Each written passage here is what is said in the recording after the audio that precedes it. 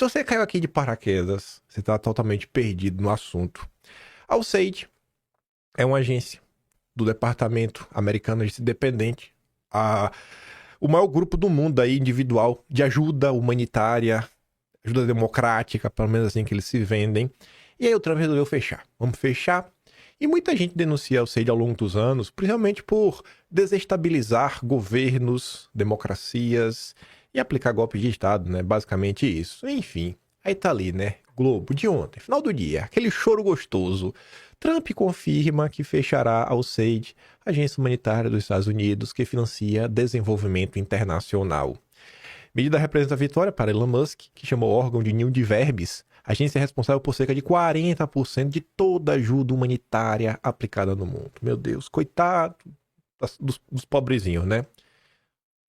Mas beleza, vida que segue. Aí, a direita brasileira está comentando bastante sobre o tema, porque um jornalista norte-americano que já foi funcionário do Departamento de Estado, que é o equivalente ao Ministério de Relações Exteriores dos Estados Unidos, que é o Mike Pence, falou, ó, você aí, irmão, gosta de aplicar censura e muitas das confusões que aconteceram no Brasil tem dedo da USAID e do NED, que também é um fundo aí de investimentos para levar a democracia pelo mundo dos Estados Unidos.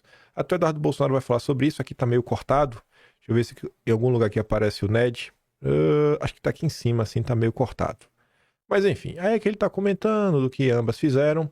E o Eduardo Bolsonaro, inclusive, fala o seguinte, ó. Além dessas ações, já assinei a CPI proposta pelo deputado Gustavo Gaia, que busca investigar a atuação da USAID e o financiamento estrangeiro de entidades que operam dentro do Brasil para influenciar a política nacional. Enfim, aí ele faz ali uma longa thread explicativa, né, do que tá acontecendo.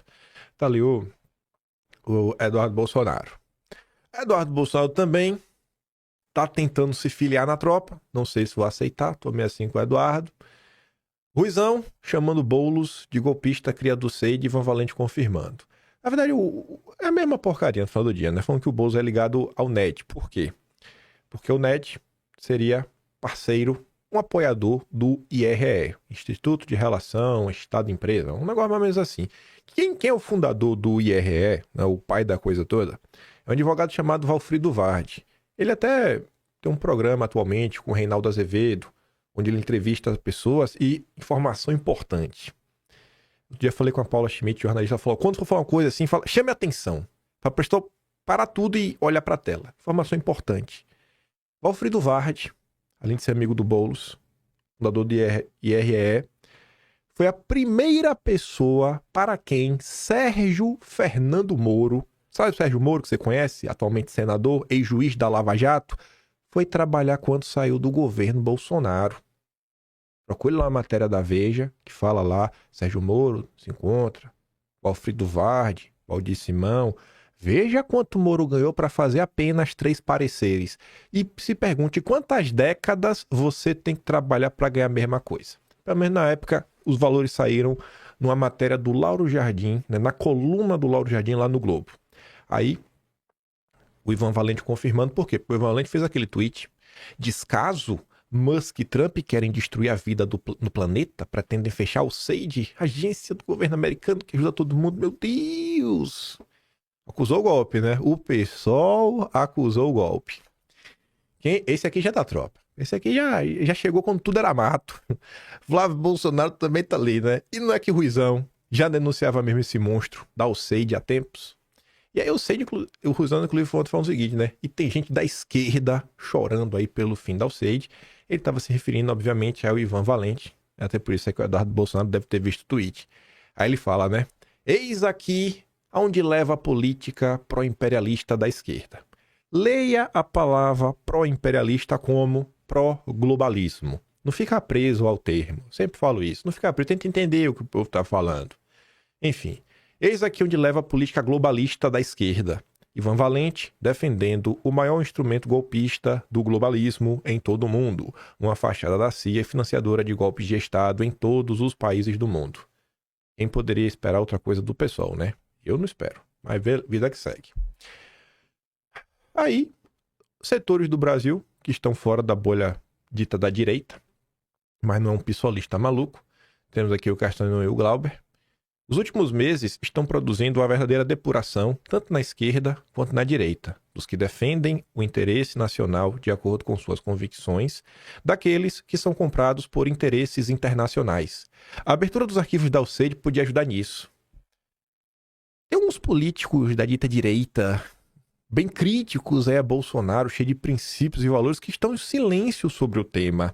E é curioso porque tem uma dessas figuras que o histórico delas assim, é bem próximo de algumas ONGs, de algumas fundações, principalmente de combate à corrupção, que sempre receberam apoio da USAID, do NED, do Departamento de Estado. E eles estão caladinhos. Caladinhos, né? Não sei por quê, deveriam estar abrindo o bico. Aparentemente, o escândalo da USAID aqui no Brasil faz a direita liberal, lavajatista e internacional, sentir urticárias. E também a esquerda ongueira, cujos partidos, alguns até proíbem serem financiados por ONGs, mas estão sempre lá, dando-lhes apoio e vazão. Interessante, né? Só você ver. No final do dia são as alas mais liberais. O liberal progressista da esquerda, tipo Tabata Amaral da vida, Ivan Valente, pessoalistas, e os liberais da direita, os liberais intergalácticos. Aí você vê aqui, né? Até essa menina até escreve uns textos bacaninha na Folha de São Paulo, normalmente aos domingos. Tá sempre aí defendendo a liberdade de expressão. Mas é meio liberal, né? E ela tá ali, uma das indignadas. A USAID, fundada em 61, que o Musk quer acabar. Ajudou a alimentar a família da mamãe na periferia de Belém. Vovó, semi-analfabeta, mandou o marido alcoólatra embora e criou 7 filhos trabalhando como lavadeira. A USAID entregava o leite das crianças. Musk é uma besta desumana. Obviamente a USAID ajuda, né? Ela não só faz maldade o tempo inteiro. Mas qual o custo dessa ajuda? O que é que vem com isso, né? Você desprezar o papel político da USAID, porque no seu caso você... Poxa, realmente ajudou minha família? Cara, pô, beleza, né? Ok, você tem lá uma dívida de gratidão. Mas vamos tentar assim olhar o todo. Vamos tentar, sabe, tentar separar as coisas e olhar realmente, cara, como essas agências atuam ao redor do mundo. Será que realmente é para ajudar as pessoas? Então vamos falar sobre isso, né? Aqui a coisa já começa a ficar bem interessante. Aqui não é literalmente sobre a USAID, mas sobre o NED, que também está presente nas denúncias do Mike Pence, que Eduardo Bolsonaro está ali relatando. Né? A USAID é porque ela vai ser fechada, mas a denúncia envolve USAID e NED. Aí veja só, estava eu passando no Twitter e o Leonardo Dias fala o seguinte: comecei a procurar o que o NED fez no Brasil, afinal, que valores, para quem? Foi aí que percebi que tinha um link que não estava funcionando. Ao clicar, você é levado para a página generalizada da América Latina. Só que depois ele conseguiu achar o link no archive. A gente chega lá. Só que antes de falar disso, só uma ponderaçãozinha rápida para você apenas refletir sobre isso. Vamos voltar a abril de 2023. Primeiro ano do governo Lula. Em abril de 2023, foi quando a discussão sobre regulação das redes ganhou forma mesmo, porque aparece o PL 2630, bem desenhadinho pelo Orlando Silva, já começa a rodar, ainda não tinha sido colocado em votação, mas já estava ali se preparando para ir, né, para a votação de urgência. E o que é que aconteceu naquele mês que chamou nossa atenção e pode ter alguma relação, pode ter, não é uma afirmação, com a USAID? Pois bem, naquele mês, eu me deparei com alguns tweets do Eduardo Cunha. Um desses tweets do Eduardo Cunha era aquele ali, feito às 4 horas e 51 minutos da tarde do dia 29 de abril de 2023, que é uma foto do jornal O Globo, versão digital. Você vê ali uma foto de um cara muito bonito, de barba, de óculos, um professor Ricardo Campos, aula na Alemanha. O PL das fake news inova ao regular o WhatsApp e Telegram. E olha o que o Eduardo Cunha dizia. Essa é a entrevista ao Globo do verdadeiro responsável pelo texto do PL 2630. Supostamente o PL das fake news. O relator apenas verbaliza o texto. Ele está falando o seguinte: Orlando Silva apenas bota da boca para fora. Quem escreveu mesmo, segundo o Eduardo Cunha, foi o Ricardo Campos. Quando você pegava a matéria do Globo e lia, falava assim, ó: Ricardo Campos foi convidado pelo relator, o Orlando Silva, para assessorar, sobretudo na incorporação de elementos de legislações estrangeiras, principalmente vigentes em países que integram a União Europeia. Se ele escreveu ou não, não sei, mas que ele ajudou, ele ajudou. E aí, qual é o ponto disso tudo? Falei ali, ó, importante, preste atenção. Valfrido Vardi fundou o IRE, que o pessoal aponta, né, que tem uma parceria aí com a turma do NED, que está aí na denúncia, NED, o CED, Brasil, censura, IRE, Valfrido Vardi. O Ricardo Campos, ele não está no IRE, formalmente. Ele já foi lá, né, bater um papo, como você viu aqui, né, no dia 4 de maio, o IRE lança aí o núcleo de infraestrutura e regulação. Na verdade, não sei nem se... Talvez ele até esteja realmente fazendo parte, né, do IRE. Mas, enfim, o Ricardo Campos, ele se tornou sócio da Vardi Advogados. Então, assim, é só uma coisa engraçada. Um dos sócios do Valfrido Vardi, que fundou o IRE, que tem uma parceria com o NED, foi a pessoa que ajudou o Orlando Silva a desenhar o PL 2630. Coincidências que as pessoas apontam que é o PL da censura. E você está vendo uma discussão que, segundo o Mike Benz, o NED e o SID trabalharam para implementar a censura no Brasil. Coincidências, né? Coisas que você só encontra no Atlas brasileiro, né? Infelizmente, desprezado, maltratado por toda a direita brasileira que não vê nenhum valor nesse tipo de trabalho. Mas vamos continuar. Aí, voltando lá pro Leonardo Dias, ele achou o link do site do NED. Ah, esse link é muito bacana. Ele vai lá, né, deixa aqui e mostra alguns grupos que receberam o cacauzinho da NED para salvar o Brasil, né? Aí vamos dar uma olhada, né? Lá fui eu abrir, ali, arquivado, aqui em inglês. A gente não quer inglês, que a gente não sabe ler inglês, nós somos burros. Eu sei ler aqui, ó, Pacto pela Democracia. Mas vamos olhar em português. 12 de fevereiro de 2022. 2022. Esse ano vocês gostam, né? Isso mesmo, 2022, rapaz. Pacto pela Democracia. Promover a cultura democrática, o valor do diálogo e do engajamento cidadão para defender os processos e princípios democráticos no Brasil. A organização apoiará Pacto pela Democracia, uma plataforma da sociedade civil que inclui um grupo plural e diverso de atores políticos da sociedade civil. Vamos seguir, essa aí é bobagem. A coalizão identificará e promoverá inovações democráticas. Beleza, aí agora. Veja agora, preste atenção.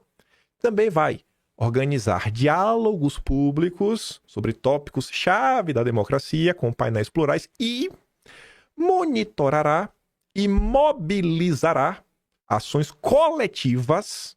Várias pessoas, vamos trabalhar juntos em resposta a ameaças à democracia. Em grupo, vamos salvar a democracia. De quem? De Bolsonaro. Guarda isso na sua mente. Pacto pela Democracia. Grave isso na sua mente. Quem também tá aí? A associação, artigo 19. Também aí, né? Auxiliar, salvar o Brasil, democracia. Grave essas duas. Artigo 19, Pacto pela Democracia. Quem também tá ali? Senhor Fundação Fernando Henrique Cardoso. Projeto Fura Bolha. Promovendo o diálogo democrático no Brasil. Mas isso aqui em 2022. Beleza. Mantém tudo isso aí em mente. Vamos voltar no Atlas de janeiro de 2024. No dossiê que a gente comentou ontem até sobre o Boulos, o Agentes Forte. No final desse dossiê, a gente tinha essas notícias. Aqui primeiro é um print de um dossiê da inteligência brasileira, era secreto, sobre o Lula. Quando o Lula foi para os Estados Unidos, em 89, se encontrar com Peter Bell. Na época era o vice-presidente do Instituto Interamericano. E o Peter Bell foi o cara que, em 69, era diretor da Fundação Ford, deu um cacauzinho pro FHC junto com o Celso Laff, uma turma lá, fundar o SEBRAP. E o Lula também foi no Council of the Americas, totalmente aí ligado aos Rockefeller. Aí a gente fala sobre isso. Depois fala do Sleep Giants, né? Recebeu ajuda de ONGs, fundações bilionárias. E aí tem duas notícias, que essas são as notícias-chave. Congressistas dos Estados Unidos são alertados sobre riscos a eleições no Brasil. E outra notícia, já de julho, um desdobramento dessa primeira notícia. Entidades terão encontro com parlamentares dos Estados Unidos para tratar de risco de golpe no Brasil. Aí vamos só voltar aqui para ler. Ó. Vamos mobilizar ações coletivas para salvar a democracia. Esse era o plano do Pacto pela Democracia, salvar o Brasil. O que aquela matéria ali do site da Comissão Arnes falava? 25 de março de 2022. Organizado pelo Washington Brasil Office, vocês devem conhecer, né? O encontro informou e alertou integrantes do Poder Legislativo estadunidense sobre as ameaças feitas pelo governo de Bolsonaro à integridade do processo eleitoral em 2022. Quem estava presente neste evento, além da Comissão Arnes, tínhamos Denise Dora da Artigo 19. Peraí, Artigo 19? Essa aqui que recebeu o cacau? Da NED? É. Ela mesmo. Quem mais? Pedro Kesson do Pacto pela Democracia. Esse aqui? É. Esse aqui mesmo. Também tava lá. E quem mais? Esse aqui tá no coração. Alberto Cantalice da Fundação Perseu Abramo, a fundação do PT. E aqui começou um lindo trabalho que, graças a Deus, ajudou a salvar a democracia de Bolsonaro e impedir a sua sanha golpista. Como é que a gente descobriu? Como é que eu cheguei nessa notícia aqui? Aí eu tenho que dar uns créditos, né? Mostrar duas coisas. Primeiro, episódio 887, aqui foi onde a gente achou essa notícia pela primeira vez. E depois, quando a gente falou dessa notícia e outras em sequência, que foi o 999. Mas primeiro vamos aqui ver o 887. Estamos aqui no 887. Liga só. Esse episódio, ele tinha ocorrido dias depois do dossiê do robô do Moro. O único caso da história brasileira recente que está provado por A mais B sobre o uso de robôs para perseguir pessoas em prol de um político. Quando eu notei, e foi como eu notei, foi um dia que eu postei uma coisa e não deu 2 segundos, o cara conseguiu postar um texto com imagem. Eu falei, cara, é impossível você fazer isso daqui em 2 segundos. E o Twitter antigamente, ele aparecia isso aqui, ó, Twitter for iPhone, mostrava de onde você fez. E não tava nem Twitter for iPhone, nem Twitter for Web, nem Twitter for Android. Tava lá um nome diferente, que quando eu cliquei eu vi que era uma API extra aí que o cara tava utilizando. Eu falei, opa, alguém tá usando um programa para fazer postagens. Quando eu tectei isso, eu passei semanas fazendo postagens propositais para eu receber, batendo print, pegando horário. E aí a gente derrubou o robô do Moro. E por curiosidade, o cara meio que conhecia o irmão do Moro, da época de faculdade, foi a maior confusão. E ninguém também deu assunto na época, né? Como ninguém nunca dá assunto para nada do que a gente diz. Mas beleza. Aí, dia depois desse dossiês, eu comentava sobre isso daqui, né? Moro era candidato. Você vê que na época a gente tava dando o rastro certo, né? Meu amigo Arthur tava ali, ó. Rosângela Moro se filia ao Podemos e muda domicílio eleitoral para São Paulo. Tem mais coisa nesse angu. A mudança de domicílio eleitoral é para deixar Moro senador como plano B de sua fracassada candidatura presidencial. Moro está desesperado pelo foro privilegiado. E realmente, né? No final do dia, Moro foi senador. Então estava certo, era o plano B. E aí, o Moro estava lá, né? Sua campanha presidencial, foi lá fazer um evento, um lindo evento. Estava com o Oriol Visto, aqui, Álvaro Dias, e esse rapaz. Quem é esse rapaz? Flávio Arnes. Que já é velho conhecido, né, de vários dossiês que aparecem no Moro, a família Arnes, a família Moro. E aí, na época que aconteceu isso, o Dom Lancelotti, que tá lá no Twitter, ele fez essa postagem. Estou ficando importante, rapaz. Eu começar a expor o emaranhado ao redor de Sérgio Moro, que eu fui notado pela Comissão Arnes. Aí eu lembro que eu vi essa postagem e falei, deixa eu ver esse aqui, né? O que é que a Comissão Arnes está falando. Aí eu lembro que eu cliquei lá, aí fui lá ver o que o pessoal estava comentando, né? Na época, eles estavam contra o PL 191/2020, que é o PL de mineração, né? Para mudar o código de mineração. Bolsonaro tentando destravar o Brasil. Tava lá a Comissão Arnes contra. E aí eu encontrei essa notícia. Eu falei, mas peraí. A esquerda está se organizando no Brasil junto às ONGs para fechar uma parceria com o amigo Biden para salvar a democracia? Que bom, né? Que bom. E aí a gente trazia noticiário na época, né? Participar de 16 assessores, artigo 19, Pacto pela Democracia, Alberto Cantalice, né? Aí você vê como as coisas, o tempo vai passando e vai fazendo mais sentido. Você vê as denúncias atuais, você vê que elas se encaixam com coisas que nós já falamos no passado. E aí, olhando o episódio 999, olha esse. Isso aqui ocorria dias depois da reunião de Bolsonaro com os embaixadores. A gente estava lá, né? O mundo está sabendo a partir de hoje que o Brasil é uma republiqueta. Por quê? Só porque Bolsonaro se reúne com embaixadores. Aí já foi um caos, um caos. Embaixadores avaliam que a apresentação de Bolsonaro sobre o sistema não convenceu. E você vê que naquela matéria de junho de 2023 do Financial Times, aquela matéria que fala de quem veio ao Brasil, que o William Burns, o diretor da CIA, veio ao Brasil, Laura Richardson veio ao Brasil, o Sullivan, a turma que falou com o Mourão e tudo mais, o Shannon, fala tudo isso daí. Aquela matéria comentava, né, que ó, o pessoal na hora que viu aí com aquela confusão de Bolsonaro com o embaixador, já entrou em campo e falou, ó, presta atenção nisso aí, viu? Presta atenção nisso daí, que isso aí tem marmelada. Não confia em Bolsonaro, não, que Bolsonaro é mentiroso. Mas enfim, a gente falava, né, olha o Samuel Punch, rapaz. Você vê, né? Rapaz, Samuel Punch. E a gente comentava, né, entidades terão encontro com políticos dos Estados Unidos para tratar de risco de golpe. Aqui era um desdobramento de vários que tiveram ao longo do ano, daquele primeiro encontro. Aqui eles já estavam indo conversar com Bernie Sanders e com Jamie Raskin.